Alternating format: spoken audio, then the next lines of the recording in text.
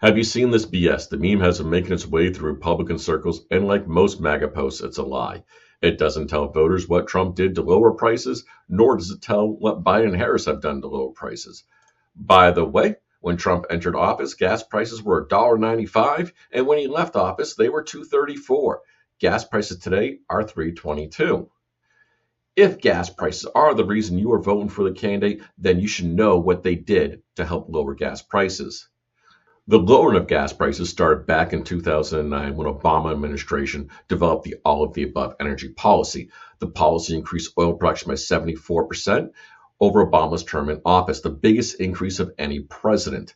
The Trump administration continued the oil and coal part of the Obama all of the above policy, and oil production continued to increase, although at a slower rate.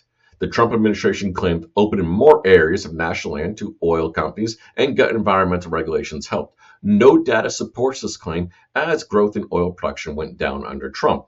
Oil companies already had more land available to them than they could use. In 2020, COVID swept the world and demand for oil dropped by 20%. Oil companies did drop oil production by 10%.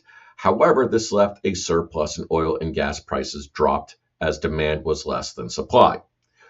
Oil prices did drop in April of 2020 to $1.85 per gallon, as we were all sitting at home wondering if the store had toilet paper or if horse deworm paste was the cure for COVID.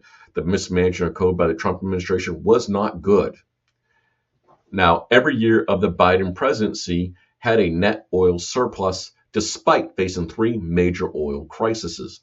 In 2021, oil monopolies and OPEC refused to increase oil supply, raising gas prices to new levels. The Biden administration, working with world leaders, threatened oil monopolies with investigations on price gouging and removal of tax incentives due to the extraordinarily high profits, record profits.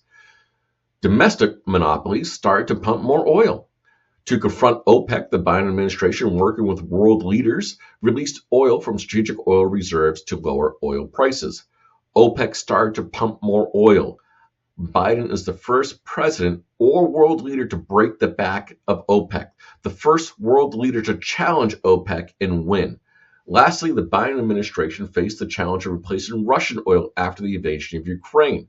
Once again, Biden worked with international partners to increase oil production, and it worked. Let us not be fooled by MAGA memes of gas prices below what they actually were. Remember, Trump had no policy to lower gas prices.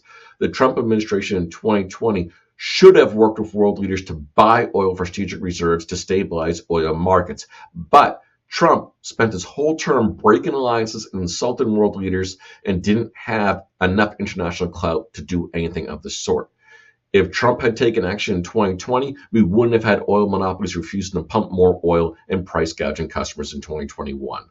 Biden and Harris, by contrast, faced three major oil crises and overcame them. Gas prices today are lower than what they were 10 years ago. Who will better manage gas prices?